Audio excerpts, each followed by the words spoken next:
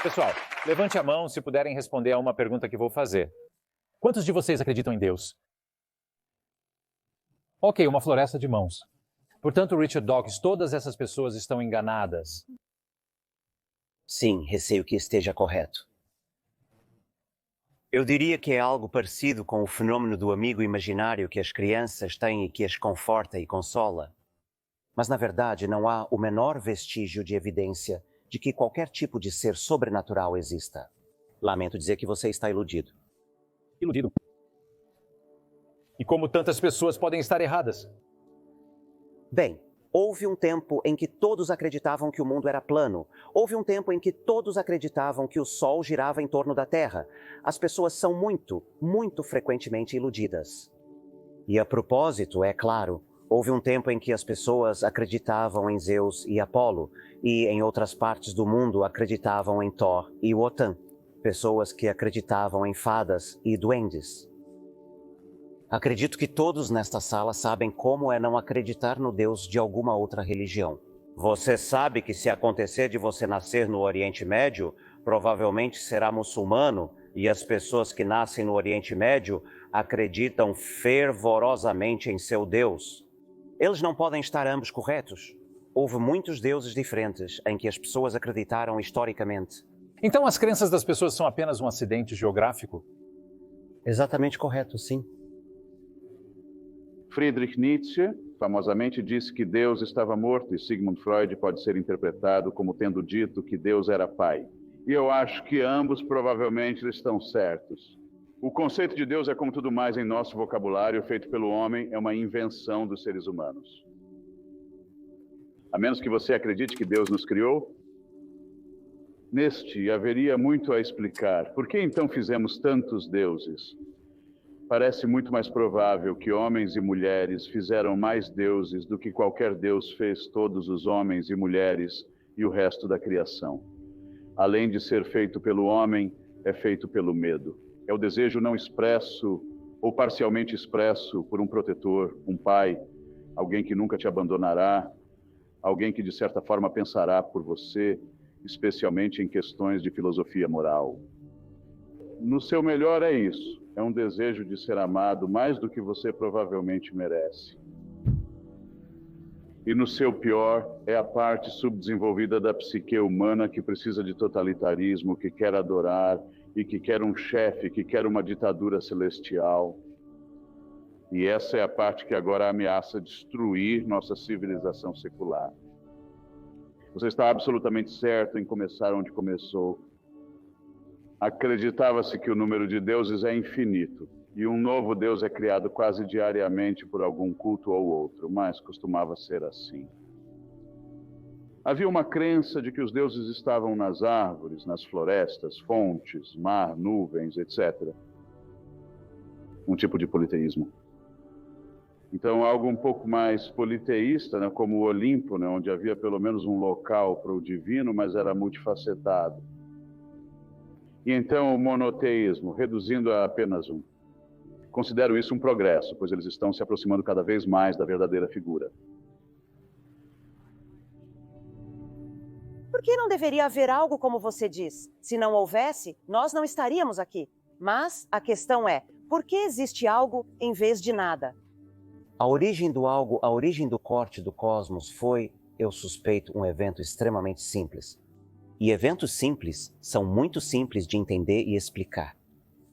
Era uma vez, não muito tempo atrás, alguns séculos atrás, a questão não teria sido por que existe algo em vez de nada. A questão teria sido por que existe toda essa vida magnífica.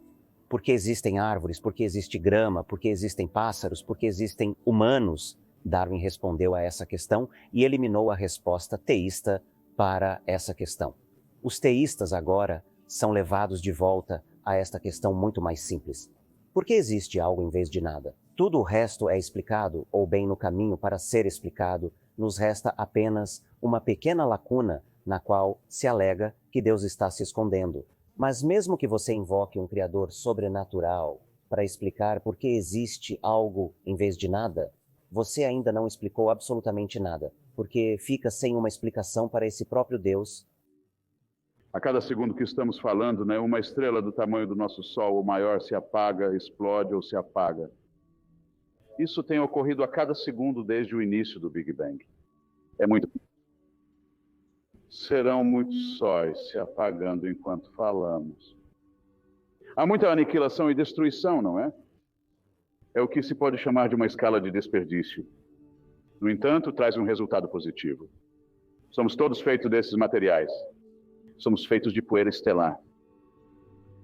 Agora eu acho essa ideia um tanto mais majestosa e maravilhosa e até bela do que, digamos, a ideia do arbusto em chamas. Um pouco mais impressionante, te dá mais para pensar. Eles são mutuamente exclusivos? Eles são mutuamente exclusivos? Um tem a virtude de ser verdadeiro e comprovável, estudável, o que o outro não tem. E eu realmente acho que a verificabilidade de algo é uma virtude. Somos simplesmente materiais? Sim, não temos corpos, nós somos corpos. Até 50 mil anos atrás, havia 4 outros tipos de bípedes, humanoides, não muito diferentes de nós, ainda vivendo no planeta, morreram sem deixar descendentes. Somos os únicos sobreviventes dessas pessoas, dessa família. Não sabemos se eles tinham deuses ou não. Então você acha que é inexplicável? Nenhuma religião parece ter conhecido a existência dessas criaturas, pois os religiosos são forçados a acreditar que o único evento realmente significativo na história humana ocorreu há cerca de 3.000 anos. Você acha que poderia existir uma frase que pudesse convencer, digamos, um criacionista a duvidar seriamente de sua teoria? Convencer um crente em Deus a duvidar de sua crença é muito difícil, embora seja o ideal. Não tenho certeza sobre uma frase. Eu acho que talvez o fato mais convincente, a observação que você poderia apontar, seria o padrão de semelhanças que você vê quando compara os genes usando técnicas modernas de DNA, realmente olhando para as correspondências letra por letra entre os genes. Compare os genes de qualquer par de animais que você quiser, par de animais, par de plantas, e então trace as semelhanças e elas se encaixam em uma hierarquia perfeita, uma árvore genealógica perfeita. E a única alternativa para ser uma árvore genealógica é que o designer inteligente deliberadamente se propôs a nos enganar da maneira mais dissimulada e astuta. Além disso, o mesmo ocorre com cada gene manipulado individualmente. E até pseudogenes que não fazem nada, mas são relíquias vestigiais de genes que uma vez fizeram algo. Acho extremamente difícil imaginar como qualquer criacionista que realmente se deu ao trabalho de ouvir isso poderia possivelmente duvidar do fato da evolução. Mas eles não escutam. Quer dizer, sua pergunta é perfeitamente boa, mas não é realmente relevante. Porque o que eles fazem é simplesmente colocar os dedos nos ouvidos e dizer lá, lá, lá. Eles sabem a verdade por estar no livro sagrado. E até mesmo, quero dizer, o caso mais extremo é o geólogo Kurt Wise, que tem um doutorado em geologia de Harvard. E disse: se todas as evidências no universo apontassem para uma Terra antiga, eu seria o primeiro a admitir isso. Mas eu ainda seria um criacionista da Terra jovem, porque é isso que a Sagrada Escritura me ensina. Você não pode discutir com uma mente assim. Uma mente assim me parece, bem, uma desgraça para a espécie humana. Você está correto que a ciência explicou muitas coisas que antes eram atribuídas à religião, ampliando o nosso entendimento do mundo.